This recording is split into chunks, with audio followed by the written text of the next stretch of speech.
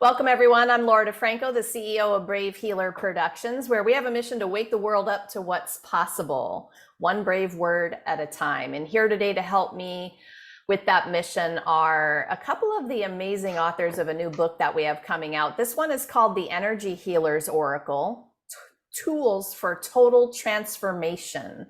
And before I introduce these amazing women to you, I want to say a big thank you to Angela Aurora Medway Smith. I love saying your whole name, Angela.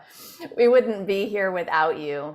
Thank you so much for the vision that you had and just the stellar author cast that you put together. The power, the vibration in this book, you guys, is other level. I can't wait to share these authors with you. So I have Lainey Savanti Wolkin with me. She's known as the Food Oracle, and she is the founder of CIFT, the Center for Intuitive Food Therapy, and co-author of the Food Healing Oracle Deck series. I also have Sophie Russell with us, and she guides you back to an authentic, heart-led life. All right, Lainey, I'm going to start with you today. Let's start this party off. Tell me about your amazing chapter. Thank you so much for having me here. It's such an honor to be part of this book. I have created chapter 3, and it is called Intuitive Food Therapy, Conscious Eating for High Vibrational Wellness. And it truly is that experience of learning how to tap into our internal, our intuitive, our enlightened insides to really understand how our body works and what our body's craving on an emotional, mental, physical, and spiritual level. So it's a really incredible look at your refrigerator, looking at how you make choices in feeding your body temple. Yeah. Oh, I enjoyed this chapter mostly because I'm at a place in my life where this is like, I got to get this done. Like I have to tackle this. And I know I won't be alone in that because food, I don't know, it has become this, how can we do it easier? How can we do it quicker? How can I multitask it? And all of that is so not good for us. So true. If you were going to give us just like, hey, Laura, here's the first thing you need to do with that, what would it be? Start to notice if you're going to the inner aisles or the outer aisles, right? So the outer aisles are the fresh, the most close to nature. If you had to choose, I'd be choosing things with the least amount of ingredients and things that really are speaking to. When you start to tap into your intuition, you'll start to realize that there's connections to your food choices and your moods, who you had a conversation with that day, how you're feeling about yourself. But if we can go back to Mother Nature just ever so gently, she's got the guidance from the bushes, the trees, the plants, and there are messages in foods, including foods that look like the organs that they heal. So start to pay attention to the clues. They're there. They're all around us. And I'm just helping to bring that out in a bigger way. Foods that look like the organs. That might be the first time I've heard someone say that. Like colors I knew and some other things I knew, Yeah. chakra relations, whatever. I got to know more about the organ thing. Give me an example. Yeah, so I remember I do a lot of presentations worldwide, and somebody came up to me and she says, "I have heart disease." And immediately I went to red bell peppers because red bell peppers actually look like the hearts, or say carrots and blueberries look like the eyes, or walnuts look like the brains. They're really just nature's clues to where we need to assimilate because we're nature. So if we start realizing, and I know you talked about chakras and colors, but actually the elements, because we're earth, air, fire, water, and spirit, and so is food. So we start eating accordingly, we can move into a better state of balance on all levels. Our cells will be much happier. I totally am visioning that walnut now. Thank you. I love Yeah. that. Yes, that little tiny brain, right? Even in its skull. Like I've done so much anatomy. I'm a total anatomy geek, you guys. But that does look like a mini brain. Thank you for that. I think I get excited about this topic because when I think about it, I think about myself is I want to be a clean, clear channel for all of the amazingness that can move through me, the messages I want to hear about my life, but Yes. also my writing, my poetry, my things that I'm, moving through me that way. So that's, I think, the thing that I love the most about your topic. Thank you. Well, I think it's timely. We've always looked at food of how it's going to help us physically, keep us, disease prevention and such.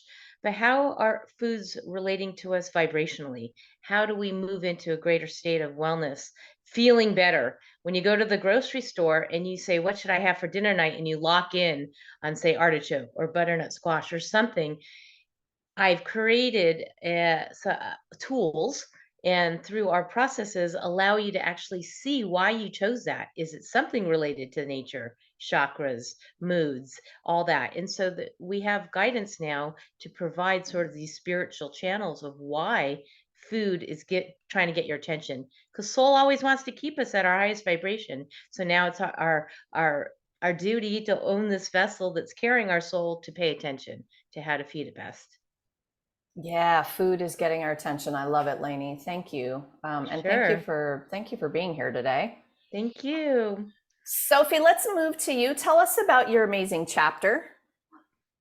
Hi, so I'm chapter 14, Yoga and Sound Medicine, a quicker climb up from rock bottom. So in my chapter, I mainly talk about my journey through addiction and fully recovering from that as well, and really connecting to my heart space and healing those wounds so that addiction is no longer an issue for me. So that's my main message.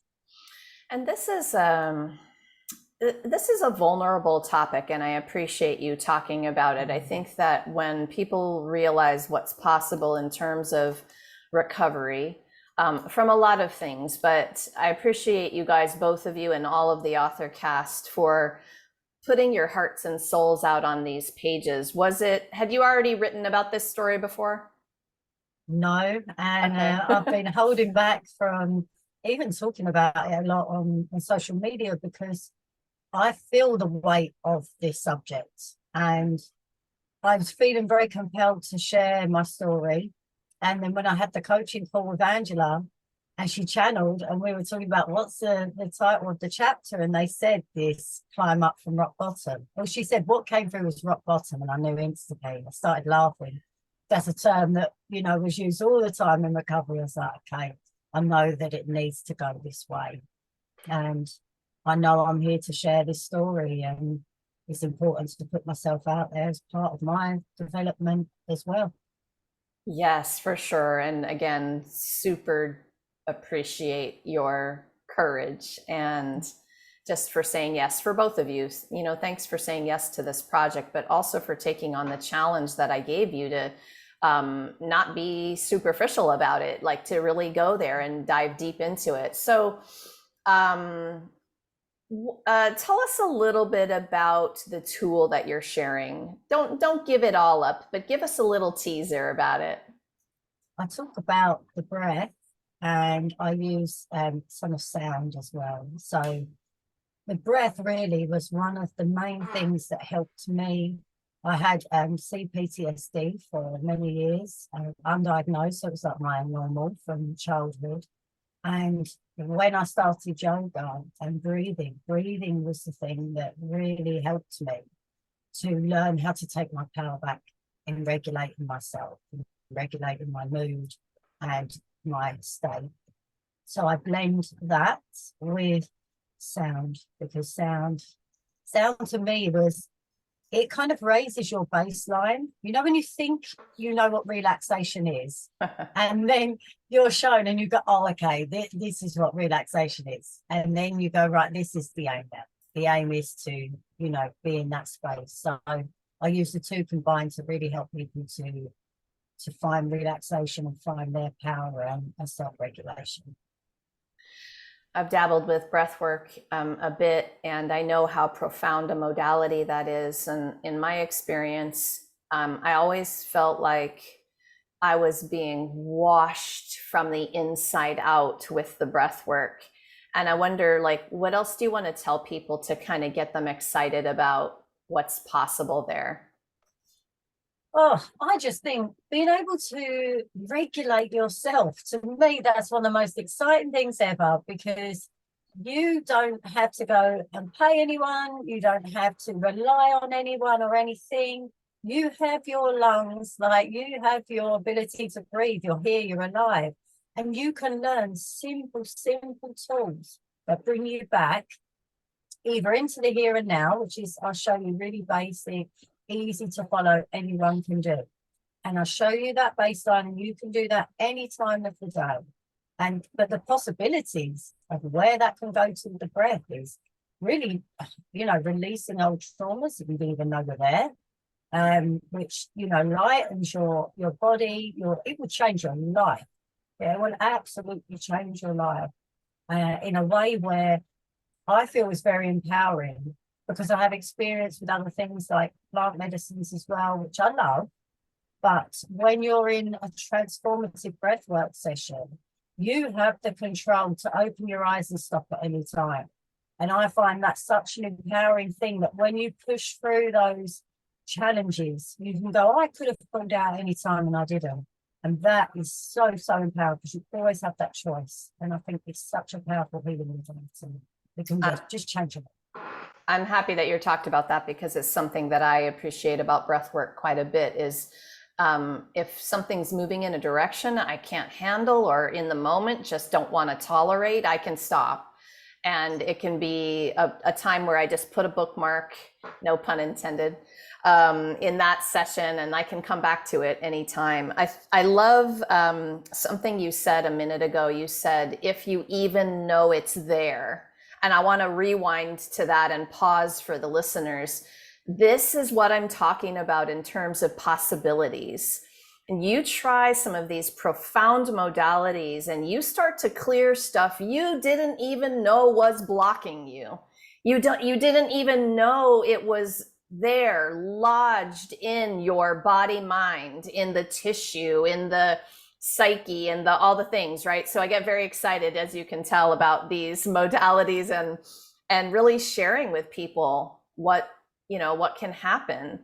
So Sophie, thank you, and thank you for being here today. I'm going to stick with you for a minute for this next question, which is really kind of a little bit about what I was just talking about. But what do you think the most important thing is that you want people to know about energy healing in general?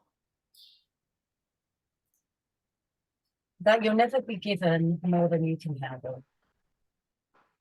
I think that's the most important thing. I think a lot of people worry that if I go there, the floodgate's going to be opened and I cannot cope. And sometimes you may feel you're being taken to your edge. You may feel that you are breaking down, but that breakdown is to break through, and is an absolute essential part of healing and evolution, I feel. So just trust that you'll never be given more than you can. I like that a lot. You might feel like, I was writing it down, so I'm looking down right now to read it. You might feel like you're being taken to your edge. And yes, I get that. Some people, as they move through the healing, and sometimes we call it a healing crisis, it feels like you're going to die. It feels horrible. It feels like you get to this place, which I think Sophie is calling that edge, where you might decide, no, I don't think I can do this, right? And I think the awareness you just dropped about that, if we could just pause, take that deep breath, and realize we are at the door of a breakthrough there, then we might be able to like hang in there for another few minutes, another day, another week, another month, right? For what's possible on the other side of that door. So yes. Okay. So Lainey, how about you? What do you think is the most important thing you want people to know about energy healing in general? That it's an individual internal job, and that all the information is already inside. And we have that's why this book is so powerful, is that we're providing tools for total transformation, and you have the ability to choose which are in that resonate with you, incorporate all of them, bring it together, sort out what's calling for your soul. But really, it's about taking a look of how to connect deeper into yourself and how to fully ignite this uh, this greater purpose, this greater dharma, this greater living in these bodies as the soul ignites and ascends and expands and grows. And how do we do that? What tools will allow you to do that? Prayer, meditation, feeding the body vibrationally correct, mindset, happy thoughts, all these things. And so, really, all of that energetic, learning to understand self and to touch in and trust that intuition. And also to really, really know that your walk is individual and perfect, just as it is right now. But Lainey, it feels so horrible when I go there. Like, what am I really supposed to sign up for that kind of journey? Tell me why I should do that. I wouldn't say that you're supposed to. I think that the living on this beautiful planet is causing us to learn, grow, understand ourselves. It's if you're just waking up to learning what the word chakra means, or you're trying to unwind your 12 strands of DNA, or anything in between, wherever you are, this is an opportunity for you to better yourself, better your family, better your community, better your planet, better Mother Earth. And it's just one small step at a time. And it could even just start with uh, you feed and fuel yourself each day, because that affects where you go mentally. And when you choose the right decisions, you can choose easier to say no to something that say something full of sugar and horrible for you, even though and you sabotage and still do it anyways. But when you can learn to have that soft discernment, then you can actually kind of step into this level of empowerment, and then life gets a little bit easier, hopefully. I'm chuckling because I was sitting here in the first question in my mind while you were talking was you should ask her about sugar. So of course you bring the sugar up, which is kind of in my face, but that's okay. It needs to be. I need to be. I need to be in that discernment more, because the older I get, the more I realize every single choice is a moment of opportunity to be aligned with my big ass vision. Yeah. And so every horrible thing I put in my mouth full of sugar, when I know it's too much, or, little bits, dark chocolate, like I'm good there. But, when it Chocolate's goes, good. yeah, when it goes beyond, it's rough. So Sophie, what would your response be to but Sophie, it doesn't feel good. Do I really want to join that, that journey? What was your response to that? My response would be, how much better do you want to feel on your daily basis? Because people get scared of feeling those intense feelings, but they're carrying them around in the body all day, every day. We're reacting to situations from that pain unconsciously all day, every day. And actually, if you're prepared to face those things and feel them, you can be free of them. Yes. Which is kind of that, yeah, that's awesome, because that's that nugget of hope. You can be free of a lot of things that maybe you didn't think you could before. Yes, yes, yes. Can I just add to that Yeah, a little please. bit? Yeah, I mean, when we're talking about addictions, and addictions come in so many forms: food, drugs, sex, gambling. And so, if you could just look at the greater picture and be a lot more gentle with yourself, and realize that no matter where it is, I mean, we emotionally eat, and, going back to the sugar, but I really think that there's like this beautiful synergy between breathing, and then breathing in what you truly want and what you truly are, and breathing out what no longer serves. And that goes across the board: what you drink, what you eat, what you put in your body, what you think. So I think all of these things go hand in hand together. Oh my gosh, yes, for sure they do. And I love how you tied that in, because when Sophie was talking about the breath work, if you imagine it, how you would, like you suggested with eating, it's exactly the same. You're ingesting and consuming, right? Whatever that is. It kind of behooves us to make sure that's high vibe, Yeah. especially since we do it as often as we do, both breathing and Eating. eating. Yes, and drinking. Yes. So, Lainey, energy healing is a part of a holistic approach to wellness. And there's a lot of people who really maybe haven't dabbled with holistic or alternative very much yet. So when it comes to this journey that we're on, why does the holistic approach matter? I know this is a big question. Well, I always believe in the, you're in the middle of the spoke of a wheel, and all the wheels around you, all these spokes make a difference. If there's a weak link, you'll feel it.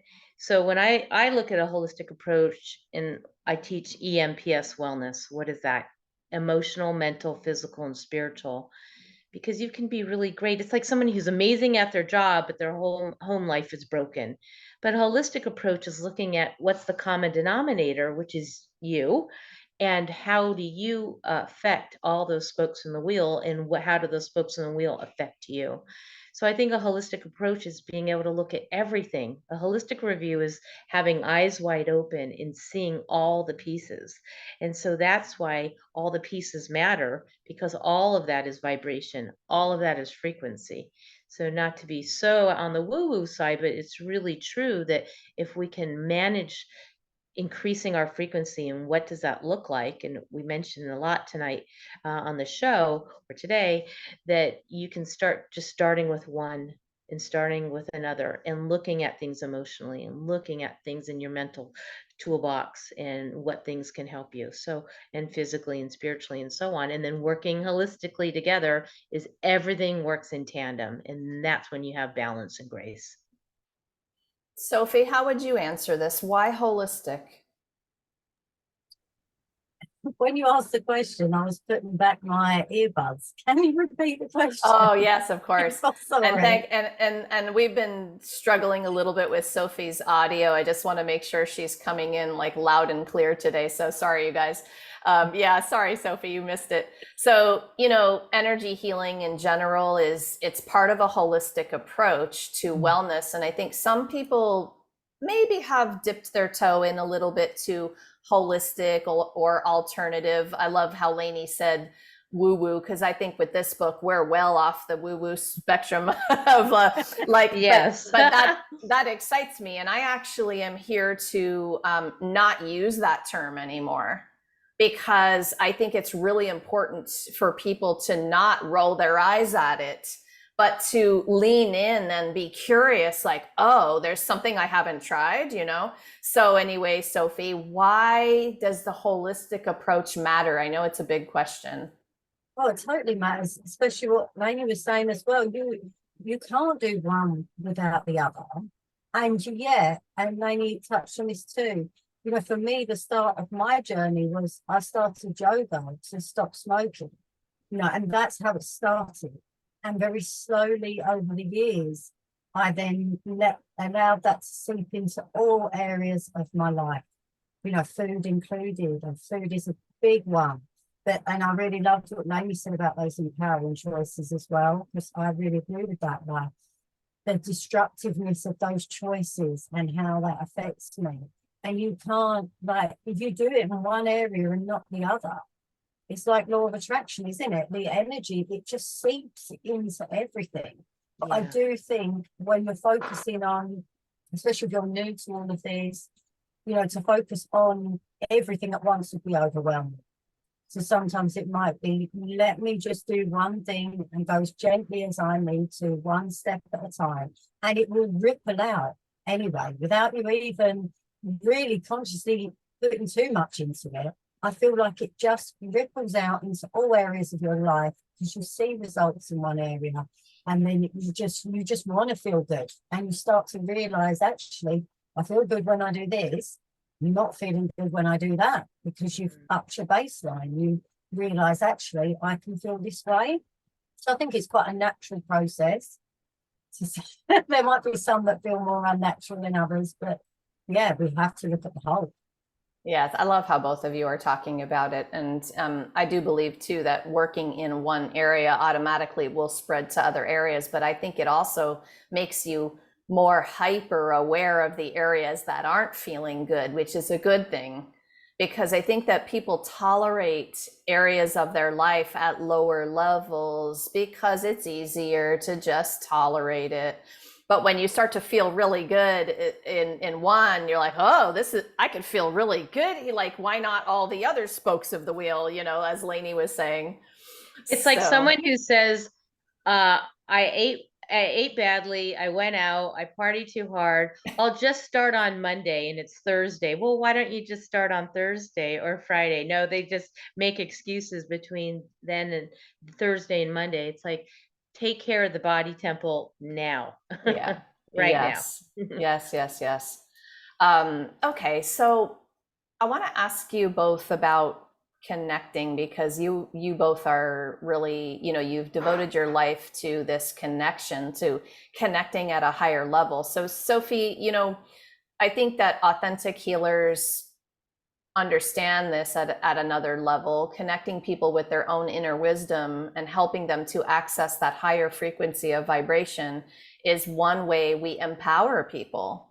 We know that we don't fix people, we connect them into their own inner healer and inner wisdom. So what's one way you can share with our listeners today to help them make that connection? Kind of foundational idea. How would they start? The way I started was through yoga. Yoga, And it was through slowing my movement and connecting movement with the breath. And that was how I slowly started to feel the sensations in my body, because the intuition is felt. When you know a decision to be true, you will feel it in your body. And I think the body feels light, it feels aligned, but so much of the time people are disconnected from the body. They're in their head and almost kind of numb to the body and all kind of here. So for me now, how my daily practice, how I connect is every morning. And, I have 3 children, I'm self-employed, I'm a busy woman.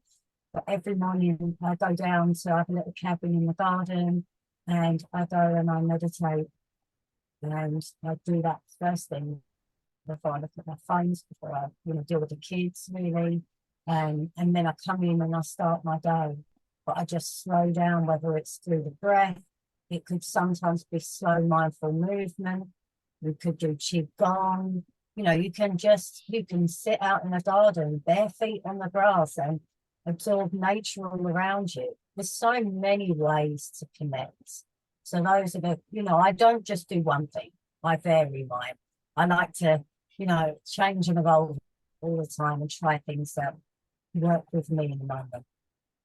And you all of course have like 100 different ways you connect, right? And so I appreciate that because I vary them too, depending on what mood I'm in and what I need and checking in with what I need. But I love the ones you mentioned for sure, especially body connection, because I was laughing when you were like, we're all up here. I'm like, yeah, like head, neck, and shoulders. Like, what about the rest of you below there, So for me, it's always coming down into the rest of me to feel everything, my whole body, So I liked what you said about that.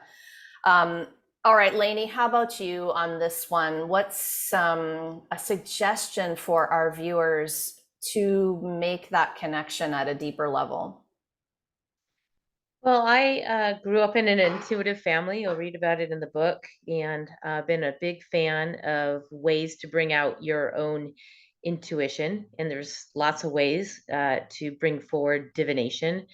And I'm a big believer in oracle cards, tarot cards, ways that you can actually have that instant confirmation that you're on track. I co-wrote a couple of decks. I have a third one in the works. And I really believe that you can actually tune into your own empowerment, your own intuition, set your course from a day, pull a card. How may I serve today? What can I manifest today? What do I need to know today? What lesson? You could really start to intend, creating intentions, start to focus on really what matters to you, what your purpose is. And cards help you do that. They give you just a little bit of a nudge of like, okay, Archangel Michael says this, or Artichoke says this if you're working with one of my decks. And Artichokes, by the way, is forgiveness. Is there Mm. something I need to forgive inside myself today to pull back those layers? Think about an artichoke. You pull back that wall that you've put up to protect the heart. And there's looking at metaphors. So if you want to dig in a little bit, start looking at life in cards. I think they're just a wonderful way. Of course, prayer, meditation, journaling, there's a million, as you mentioned. And I loved everything Sophie shared too. And really tap in. But if you can start off creating every day as a brand new day, how may I serve today? What do I need to know today? What do you want for yourself today? And start with that, you're off to a good start. It's like a fresh reboot every day. Start anew. It's a brand new day, no matter what happened the night before or the day before. I love it. And I want to add mine to this, and that would be kind of partially with what you were both saying, but connect to your body, put the pen to the paper, do some journaling. Yeah. And for me, that connection always surprises me. And I will look at my writing and go, whoa, do I think that? Like, and so just connecting with that place and seeing what rolls through. Oh my goodness. Sophie, Russell, Lainey, Wolken, thank you so much for what you do in the world. And thank you for being here today to share it with everyone. Thank you. Thank you for making it possible for so many of us. My Thank you pleasure. very much. So, if something that these amazing authors said today is resonating with you guys, maybe you're getting the goosebumps, or you're curious, or you have a question about something that they talked about, this is so much more than a book coming out, you guys. It's a community of people who care about you and taking you to the next step. So just drop down into the show notes. I have them hooked up with their websites there. Go explore all of the amazing things that they're up to, because it's a lot. And of course, you can join us for our book launch party for the Energy Healers Oracle. It's going to be on Friday, June 9th at 10 a.m. Eastern. I have info below about how to join us on the Zoom for that. And if you're listening to this interview after that date, well, that just means you can get over to Amazon and buy your copy of this beautiful book. And lastly, today, everyone, remember, your words change the world when you're brave enough to share them. So it is time to be brave. See you next time, everyone.